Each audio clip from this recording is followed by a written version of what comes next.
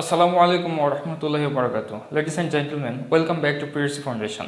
আমি এই লেকচারে উপস্থাপন করতে যাচ্ছি ডিজায়ার আন্ডার দ্য এলমস থেকে একটি শর্ট কোশ্চেন।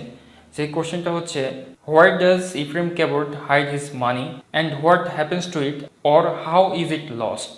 তো এই প্রশ্ন আলোচনা করতে গেলে প্রথমে আমরা একটি ইন্ট্রোডাকশন দিয়ে দিব।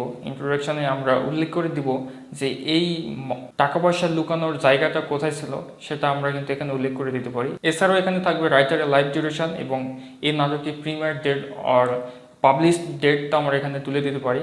তো এখানে আমি এই তথ্যটা দিয়ে দিই যে এই টাকা লুকানোর ডেসক্রিপশনটা কোথায় ছিল। এই টাকা লুকানোর ডেসক্রিপশন ছিল কিন্তু পার্ট 3 সিন 1-এ। তো আমরা এখানে দুটি ভাগে ভাগ করে নিতে পারি। প্রথম ভাগে আমরা যেটা দেখাবো সেটি হচ্ছে হিডেন প্লেস অফ ক্যাবটস মানি, অর্থাৎ ইফ্রেম ক্যাবট যে তার টাকা পয়সা লুকিয়ে রেখেছিল সে জায়গাটা কোথায়, এটা আমরা প্রথমে বর্ণনা করে দিব। তারপর বর্ণনা করব যে এই টাকা সম্পর্কে বা এই টাকার কি হয়েছিল শেষ পর্যন্ত। প্রথমে আমরা যেটা বলবো সেটা হচ্ছে সে টাকা খুঁজতে গিয়েছিল কেন। আমরা কিন্তু আগে এই টাকা সম্পর্কে আলোচনা খুব একটা পাই না। তো টাকাটা সে খুঁজতে গিয়েছিল এই জন্যে, যখন অ্যাবি ইবেনের প্রতি ভালোবাসা প্রমাণ করার জন্য তার সন্তানটিকে হত্যা করে, তখন ক্যাবট কিন্তু বুঝতে পারে যে এখানে থেকে কিছু নয়।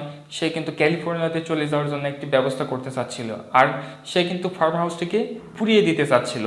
কিন্তু যখন সে টাকাটি দেখতে যায় তখন কিন্তু তাকে টাকাটি নেই, অর্থাৎ টাকাটি লুকানো ছিল তার যে ফ্লোর ছিল, ফ্লোরের যে বোর্ড, সেই বোর্ডের নিচে কিন্তু সে ব্যাগে করে টাকা লুকিয়ে রেখেছিল। এই বর্ণনাটা আমরা কোথায় পাই?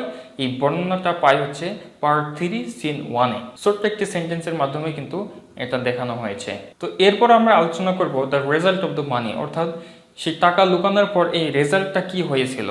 এই রেজাল্টটা হচ্ছে এই টাকাটা কিন্তু ইভেন চুরি করে নেয় এবং সেই টাকা থেকে $600 সিমন এবং পিটারকে দিয়ে দেয়। তাদের যে ফার্মে যে শেয়ার ছিল সেই অংশটা কিন্তু ইভেন কিনে নেয় তাদের কাছ থেকে, এবং তারা সেই টাকা নিয়ে, অর্থাৎ সিমন এবং পিটার এই টাকা নিয়ে কিন্তু ক্যালিফোর্নিয়াতে তাদের যাওয়ার যে খরচটা সেই খরচ কিন্তু এখান থেকে নিয়ে নেয়। তো ক্যাবট যখন সেখানে বোর্ড টান দিয়ে দেখে এখানে কোনো ব্যাগ বা টাকা পয়সা নেই, তখন কিন্তু সে ঘুরে ইভেনের দিকে তাকায় এবং ইভেনকে বলে, ও তাহলে তুমি টাকা কি চুরি করেছো?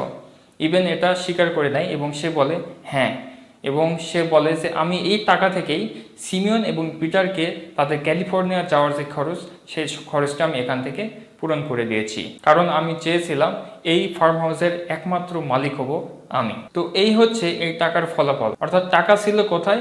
টাকা ছিল হচ্ছে ফ্লোরের যে বোর্ডের নিচে, এবং টাকাটার ফলাফল হলো কি ইভেন এই টাকা চুরি করে নেয় এবং সিমন এবং পিটারকে টাকা কিন্তু দিয়ে দেয়। অর্থাৎ টাকা চুরি করার ফলে ক্যাবট কিন্তু আর সেই ক্যালিফোর্নিয়াতে যেতে পারে না, যার কারণে সে কিন্তু সেই ফার্ম হাউসেই একাকিত্ব অবস্থায় জীবন কাটাতে থাকে নাটকের শেষ দিকে এসে। তো এরপরে যেটা দিতে হবে সেটা হচ্ছে একটি কনক্লুশন।